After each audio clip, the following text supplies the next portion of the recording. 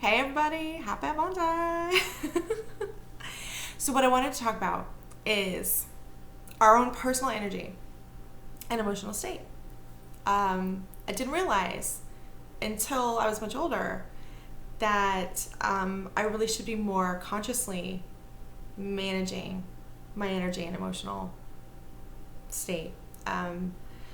I had kind of learned from my dad that emotions were not reliable, and to really kind of disconnect from them. He also kind of was a little bit of an unaware misogynist, which is, it's hard to be raising a daughter. And I just sort of internalized this idea, and I think you see it a lot in popular culture, like, no, we should be logical. Emotions are not relevant and frivolous and, sort of all those kind of subtextual messaging we get around them. And so I very much was like, no, logic and reason and deliberate decision making and kind of all that stuff. But the thing is, I was not paying attention to who I am as a person. So who I am as a person is a person who feels my feelings and is very passionate. And so what would end up happening is I would be trying to make these logical right decisions, but then I would be feeling intensely, and it'd be like I'd be like a yo-yo. Or as in the case with my son, the entire time I was pregnant with him, I was just like, yeah, I'm pregnant, and I wasn't sentimental about it at all. I wasn't like, ooh, let me like emotionally connect with my child. So when he was born, I was like, oh man, here's this little person. What? I had no emotional attachment. I felt very responsible. I felt awed. I felt, but I didn't feel like this overwhelming sense of love because I wasn't connecting to him as a little person yet, at all.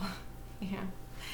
So I think it took, I want to say 2 or 3 months for me to really get that like love feeling. I mean, I still felt, like a fierce kind of mama bear about him, but I didn't look at him and meld. I just looked at him and I was like, wow, where did you come from? And like, that's so, we're human beings, and part of the human experience is experience our emotions. I'm gonna nerd out for a hot ass second. So I've spent a lot of time in communities with a lot of guys who self-identify as Spock. They're like, I am logical, I am rational, I am logical, I am rational. The thing about Spock is that he is a Vulcan, half human.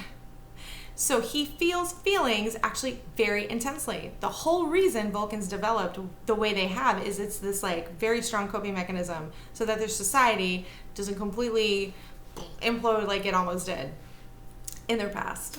So they went, oh no, we are so emotional, so passionate people that we almost literally destroyed our entire, civilization. And we can't do that. So they exercised rigorous logic as a way to prevent that from happening again.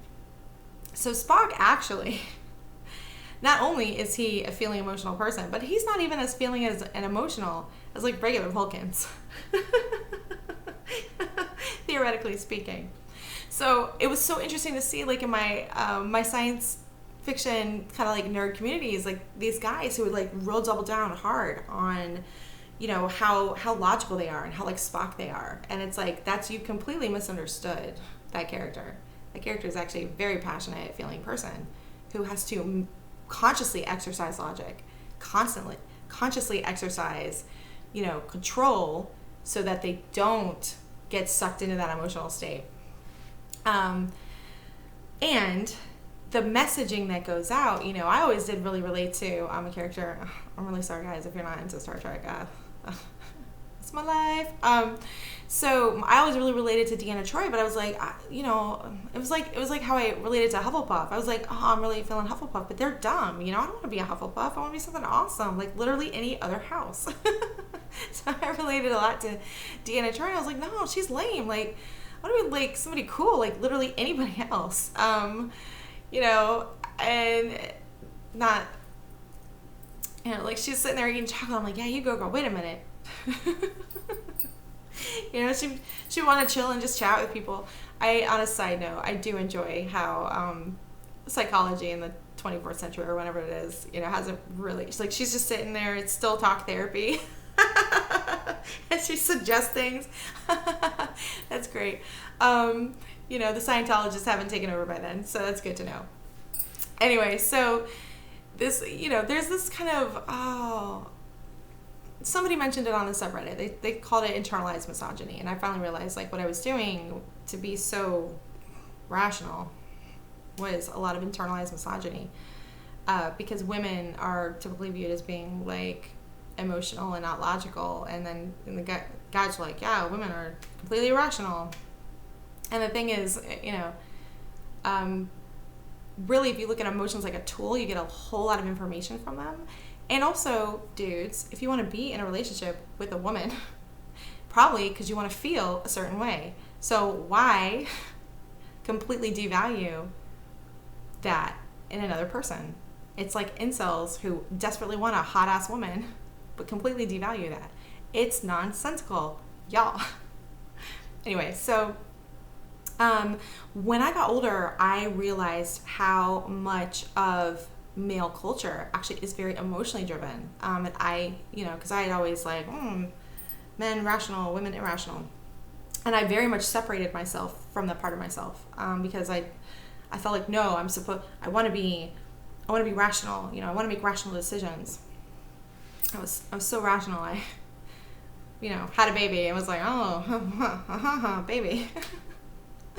So, you know, if you watch sports teams, like, it does not make sense to have the type of culture around sports that we have. You know, it's a lot of tribalism, tribal affiliation, you know, with your team. There are pep rallies. The marching band comes out. You get the drum line. The cheerleaders are like, you know, everybody's getting hype and shit, you know. In high school, you got like pep rallies. And I just remember, man, this doesn't make it like this. This just shows the importance of sports and money over, like, I was on the debate team. So, like, the debate team, like, we should be supported like this. And, oh, guys, totally different. Apples and oranges. But anyway, so does it make sense that literally for a physical endeavor that we put so much emotional, like, energy and presence into it? Not necessarily, unless you understand, like, we are human beings. And how we are in the world is often connected to how we feel emotionally. So, you know, the guys get together in their huddle, like, before the game, or, like, if things are going bad, they get in the huddle again. They like reconnect with that sense of power, of that sense of, like, you know, connectedness that they have with each other, and, you know, like, you know, get their heads back in the game. You know, they say getting their heads back in the game, but a lot of it is really getting their emotional energy to a point where they're, you know, they're in the zone. Yeah, it's so paying attention to our own emotional state is like a big deal, and we got to stop acting like emotions are for ladies and totally irrational and yada yada. Because when I was in that space, what would end up happening would be I'd try and make, like, the rational emotional decision, but then I would have the feelings, and because I was disconnecting from my feelings, I was yo-yoing in not, like, a healthy way. And, you know, it doesn't make sense to completely cut yourself off from a part of you, you know? Like, that's dumb. And it's really easy to see when you see, like, the religious people that kind of want to erase passion and, like, lust. Like, they don't, you know, they're kind of viewing it as something sinful. But then who are the people that keep getting found out doing some, like, crazy stuff in the sexual department? They're cutting themselves off from parts of who they are. Instead of, like, let's embrace it in management. You know, like, okay, you don't want to express your lust or your carnal desires or your passion in a specific way. You know, you can, you know, go about it in a different way. But to sit there and just to cut it off, like, it doesn't work. As much as you want it to work, it doesn't work. So, you know, when I was in that space of, oh my gosh, I was so sad. I've talked about it in other videos. I was just absolutely, I didn't want to exist. This guy I was with was, you know, physically aggressive, but not in the way I wanted. He was hurting me. He was bouncing back and forth between me and a 20-year-old. And I just felt like horrible about myself. And as far as he's concerned, you know, I was the reason why he was doing all this stuff. And I was just like, that's abusive thinking. Like, you know, you got to be responsible for your own actions. But I couldn't make myself walk away from this guy. You know, I felt absolutely addicted. And, you know, at one point I would beg him, like, please help me move on from you. Please help me, you know, and he absolutely just would not, he wouldn't help me do it. He wanted my attention on him, even if we weren't together. He was using me to make himself feel better. Not necessarily on purpose. He just knew that being with me the way that I am with him, he felt better. And he didn't like the way that I did things, and he didn't like how I was, but he liked how I made him feel. So we would sit there and we'd like argue and have conflict, and we wouldn't even agree on reality. But he was in like such a dark place that, like, you know, he saw my positivity and he wanted that. He saw my affection and he wanted that. And he kept saying, like, I need how you are. I need how you are. Yeah, it's like, but also you don't like how I am. I'm dating this other person, and it's like night and day. I'm like, oh shit, this is what it's supposed to feel like. Oh man, I forgot. It's been so long. So yeah, if we're in a dark place and we look at people and we're like, oh, I want to feel good. I need somebody else to make me feel good. I feel like I want to feel loved. I want to feel good. I want to feel happy. I want to be around happy people. There's a real big chance that you end up using, because happy people are people who happen to be happy at that particular moment. Maybe they're happy a lot, but for someone else to look at them and go, oh, I want that, that's unintentionally using another person to make yourself feel better. And so when we're in like those dark places, it's a lot easier to end up doing that. Hurt people. I mean, it's a cliche, but it's fucking accurate. So if we're in so much emotional pain and we're looking at other people to heal it, what we're really doing is we're saying, you know, you're responsible for my feelings. You're my drug. I'm not looking at you as a whole, complete person who has their own life experience that I should be respecting. Because now that I'm on the other side and I'm like in that happy space, you know, I remember what it feels like for people to come and try and use me for my energy and my positive emotional state. And it sucks. That's not awesome, you know? Oh my gosh. Anyway, I hope this makes sense. Oh, I meant to talk about like how, okay, so like in the Dark Night of the Soul, when I was like so sad, I mean, like to the point where I was attempting to conduct regular business transactions, and I was doing it with tears on my face. That poor guy at the vitamin shoppy. He was such a trooper. Anyway, you know, so I listened to a whole lot of stand-up comedy. I said in another video, me and John Mulaney, we were rolling. Like, I couldn't tolerate being alone with my thoughts. I didn't, you know, plus it got me laughing. But, you know, I finally have gotten to this point where I'm now more intentionally connecting to my emotional state and managing it consciously. Whereas before I was like, no, I'm trying to be rational, and I would just like kind of push the emotions away. Well, then they just come back bigger and badder. You know, that's dumb. What a dumb thing. Instead of going, which actually is the more logical, rational perspective, which is to go, oh wow, we're human beings with emotions. Emotions are tools. They give us really important information. You know, let's stay aware of how we're feeling, and be able to communicate that to the people we love and care about. And also, you know, proactively manage it maybe. So before I do a YouTube video, like I put on the music, I get hype. Or if I'm, you know, if I'm trying to exercise, like I put on a certain kind of music, so I get like in the zone and I'm feeling, you know, like the kind of, I mean, I kind of like a lot of club music, so like the bass drops, I'm like, I'm gonna run faster. You know, or, you know, just recognizing that like we're human beings and we can connect with each other on a human level. And even the guys And I say this from experience. Even the guys that are sitting there trying to, rationalize away people's emotional states and feelings because they don't want to feel like they have any responsibility for how they make other people feel. Like, if you're in a relationship, or if you want to be in a relationship with a human person and not a robot, not only are there going to be feelings involved, but those feelings should be respected. And does that mean that, feelings are facts? No, but it doesn't even mean that, like, the facts are facts. That kind of logic distortion does end up getting used against a lot of women as devaluating their opinions and perspectives.